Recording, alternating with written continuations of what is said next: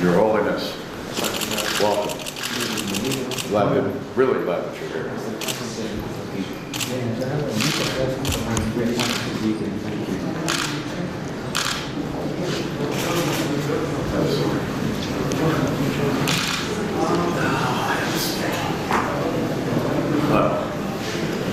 You're having it? Good morning. Come on.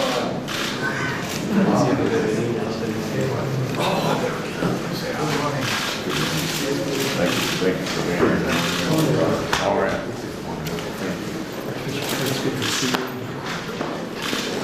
How are you? Mr. Speaker. How are you? Good morning. Good morning. Good morning. Good morning.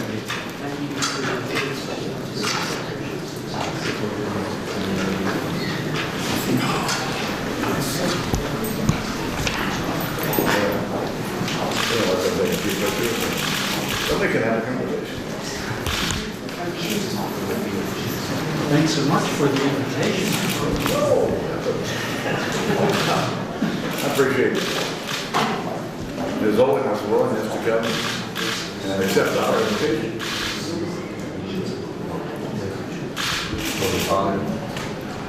The speaker not only a responsibility, he's one of the great supporters of education for children. I wanted to wear the old consortium tie. Yeah. Blue tie with little hands on it. Well, my staff. That meeting happened yesterday, and shortly after that. Hi everyone, my name is Michael. Thanks for tuning in. All right, so John Boehner is retiring, and you know what that means is the biggest, fattest rat on board is jumping ship. Which, you know, doesn't happen. The guy is third in line for the presidency. People who are in line for the presidency generally don't just quit. They are forced out, or they have some kind of scandal which makes them quit. Now, it's one thing if it's like family desperately needed him, you know, there's some kind of major illness in the family, and his kids and his wife need him desperately, and he can't concentrate on what he needs to concentrate on, so, you know, he has to leave office. I mean, that's a legitimate reason to resign. It's another thing if, you know, if people talk about how good you are to your constituents, right? Oh, he's so good to his constituents. You know, I don't care if when he met you, you guys shared a beer and a cigarette, and it was all buddy-buddy. He's a barfly. Of course he's able to do that with people. He grew up being a barfly. It's not a problem for him. The problem is that he said, oh yeah, I'm going to represent you guys for the next amount of time, and then he resigns.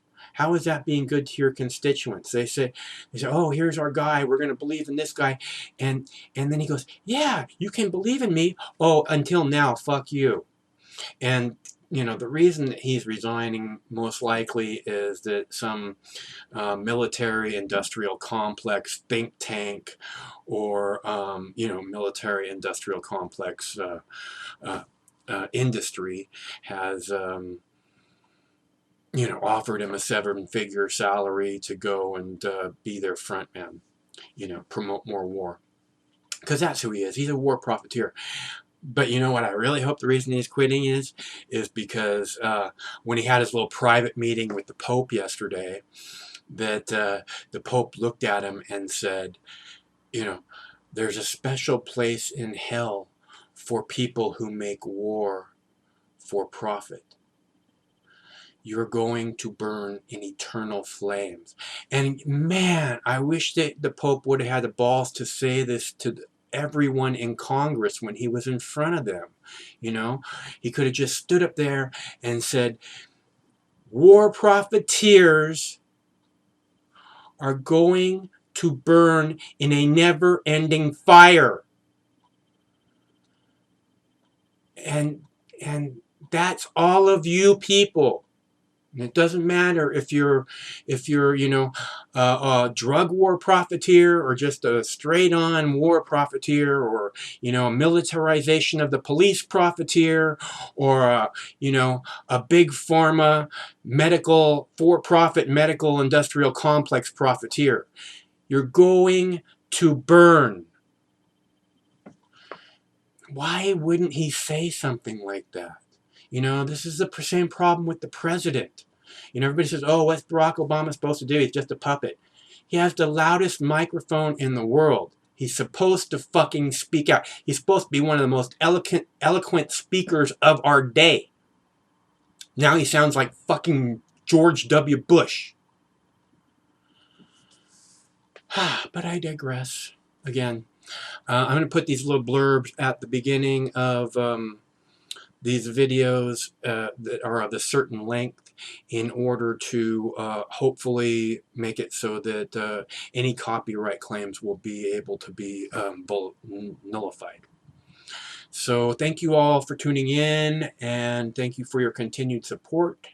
And please stay cool the best you can.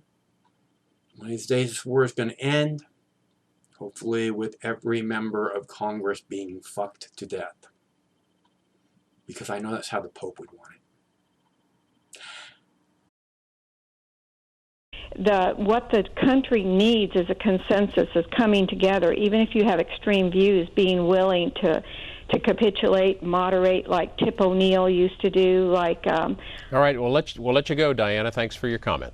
Yay. My, oh my, what a wonderful day. I used to sing that on my way to work in the morning.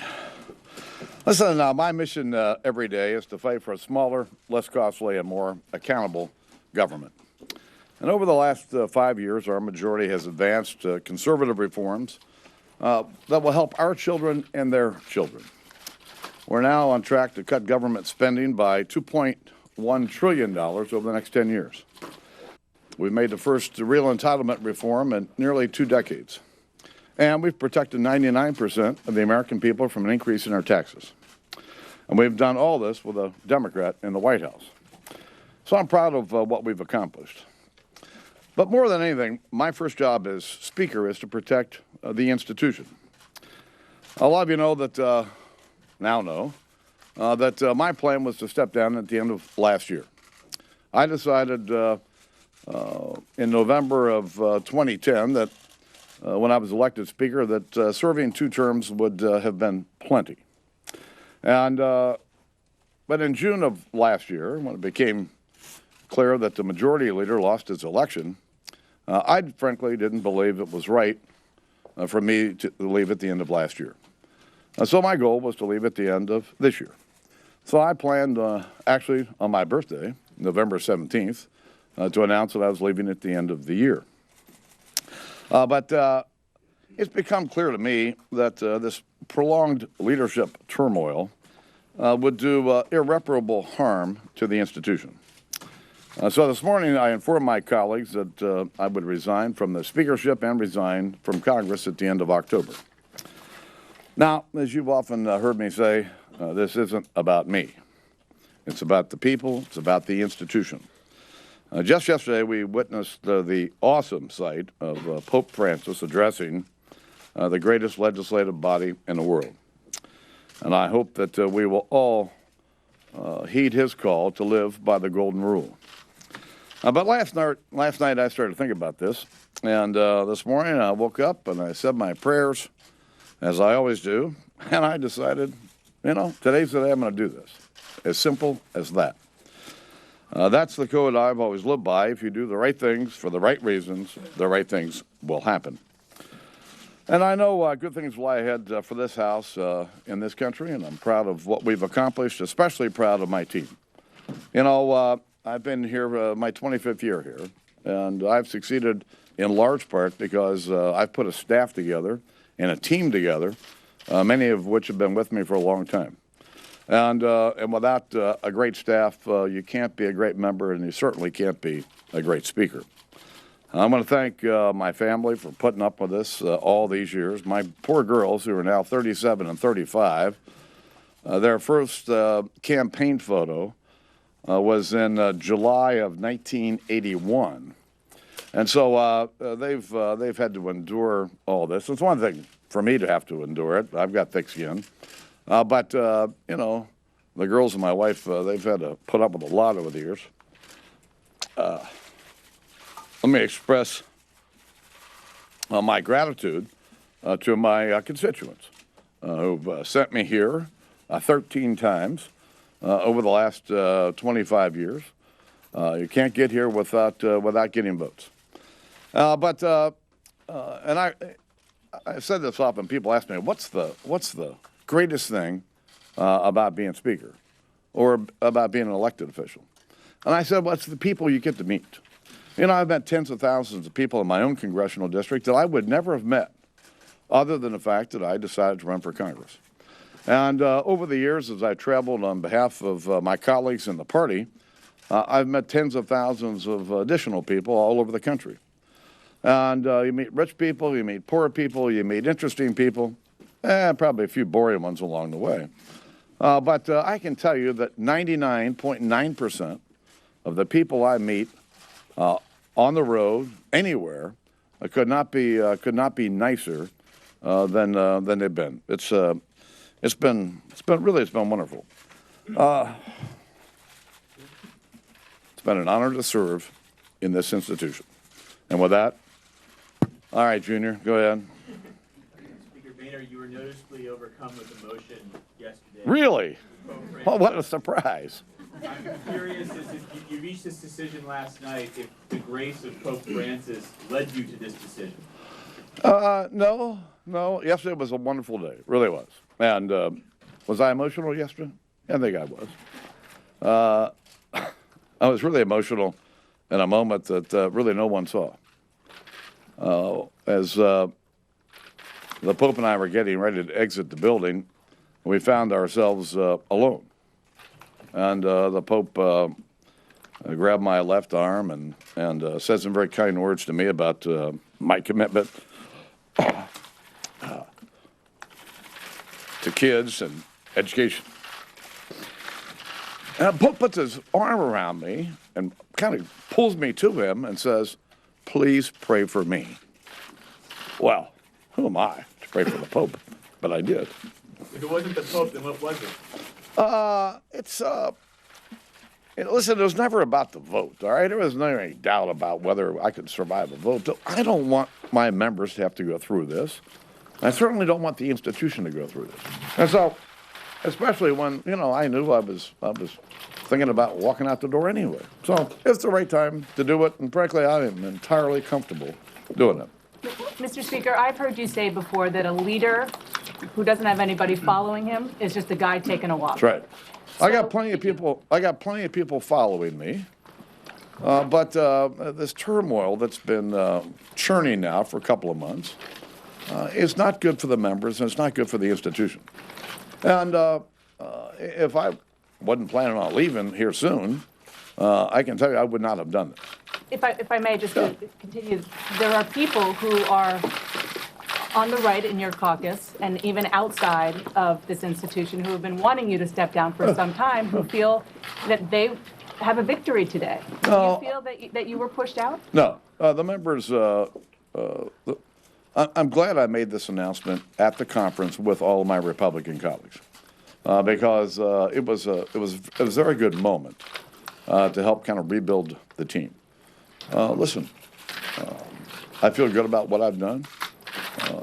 I know that every day, I've tried to do the right things for the right reasons and try to do the right thing for the country. Speaker, how can this not be a moment of turmoil? You said you thought about leaving 2 years ago after Canada's budget. At the time, you said this would have pitched the House in turmoil. We have to keep the government open in a couple of days, debt ceiling. There's going to be I'm going to be here for another. barn burner of a leadership. I'm going to be here for another 5 weeks, and I'm not going to leave. I'm not going to sit around here and do nothing for the next 30 days. There's a lot of work that needs to be done, and I plan on getting as much of it done as I can before I exit. And as a result, though, does that make it easier in some ways to make some tougher decisions, maybe relying on Democrats to keep the government open next week or No, something? I'm going to make the same decisions I would have made regardless of this. Mr. Speaker, you've made no secret of your frustration with some members of your far-right flank and some outside groups. You've used words like knuckleheads and some other words we probably can't use on television. Had you just had enough? And how will anything be different for the next? No. Let me tell you, I would not describe it as having had enough. That's not it at all. When you're the Speaker of the House, your number one responsibility is to the institution. And having a vote like this in the institution, I don't think is very healthy. And so I've done everything I can over my term as Speaker to strengthen the institution. And frankly, my move today is another step in that effort to strengthen the institution. But won't the next Speaker face the same thing? Hopefully not. That's my question, Mr. Speaker. How will Washington be different because you leave this institution? What should people watching this expect the House and Congress to do going forward if you're not here? Well, if the Congress stays focused on the American people's priorities, there will be no problem at all. And while we have differences between Democrats and Republicans, the goal here, as one of the leaders, is to find the common ground. Listen, I talked to President Bush and President Obama this morning. I've talked to all my legislative leaders, who I have a very good relationship with all of them. Because at the end of the day, the leaders have to be able to work with each other, trust each other, to find the common ground, to get things done. So if the Congress stays focused on what is important to the American people, they'll get along just fine. Can you tell us how your conference reacted to the news? Oh, I say they were shocked. Can you elaborate a little more on that? Maybe how the leadership itself reacted? Yeah, I told Mr. McCarthy about 2 minutes before I spoke what I was going to do. I had to tell him 5 times because he didn't believe me. I said, you better believe me. Should McCarthy be the next speaker? Listen, I'm not going to be here to vote on the next speaker, but that's up to the members. But having said that, I think that Kevin McCarthy would make an excellent speaker. Yes, Who was the first person you told, and what did they say? Wow. Well, I told my wife. What'd you say? Good. I told my chief of staff and I talked late yesterday. And I told him I was thinking that today might be the day, and I told him I'd sleep on it. So before I went to sleep last night, I told my wife, I said, I might just make an announcement tomorrow. Well, what do you mean? What kind of announcement? Well, I might just tell them it's time to go. So this morning I woke up and walked up to Starbucks as usual and got my coffee and came back and read and walked up to Pete's Diner and saw everybody at Pete's and got home and thought, yep, I think today's the day. So my senior staff was having a meeting at 8:45 and kind of walked in before I opened the house and told them, this is the day. It's going to happen someday. Well, why not today? Do you know when the next election might be held? No. Paul. What advice will you give Kevin McCarthy based on your 5 years? What advice do you give him to avoid the same pitfalls that you've come across? Well, I'll tell Kevin, if he's the next speaker, that his number one responsibility is to protect the institution.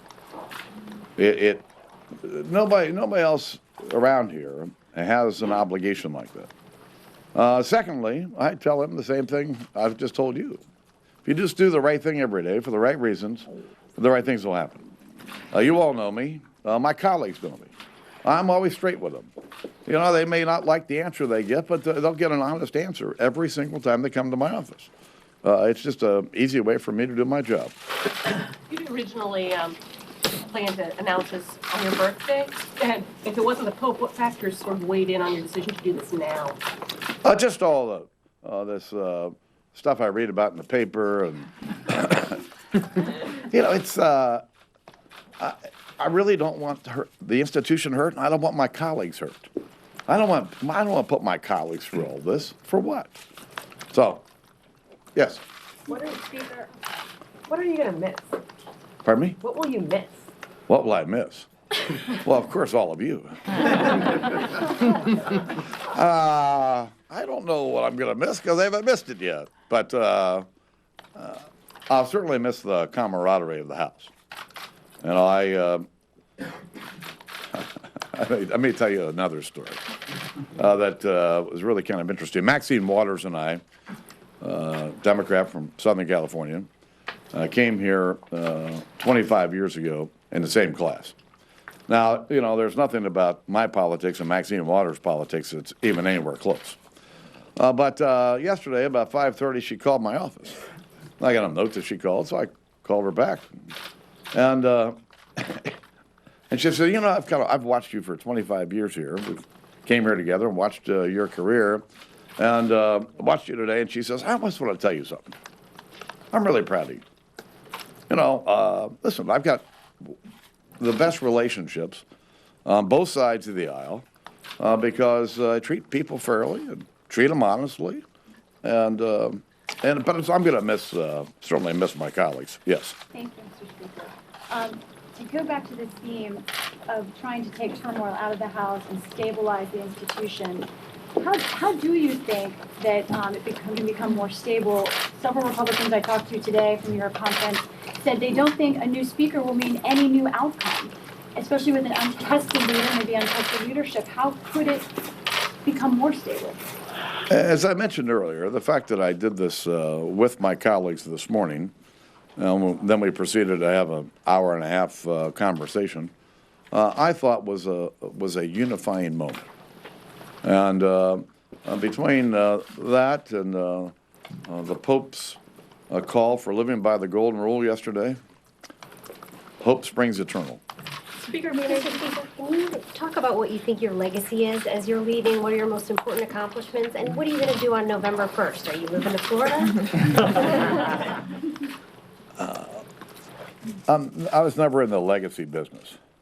You all heard me say it. I'm a regular guy with a big job. And I never thought I'd be in Congress, much less I'd ever be Speaker. But people know me as being fair, being honest, being straightforward, and trying to do the right thing every day on behalf of the country. Yeah, that's I don't need any more than that. Speaker Boehner, you seem very relieved in your Zippity-doo-dah, zippity-yeah. I mean, by singing zippity-doo-dah, what are your plans next? And also, have you spoken to... You know, when you make a decision this morning, you really haven't any time to think about what I'm going to do in the future. I have no idea. But I do know this. I'm doing this today for the right reasons. And you know what? The right things will happen as a result. Thanks. Have you spoken to Pelosi at all? Oh, yeah. President Obama. Please exit from the back due to the size of the crowd. Thank you. Yes, I am.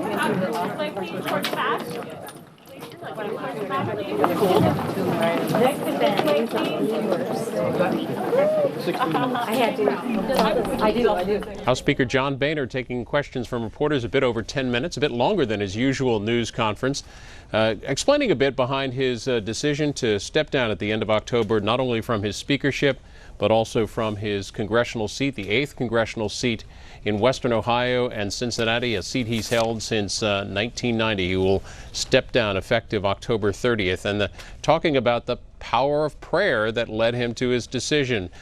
I'm the leading state sponsor of terrorism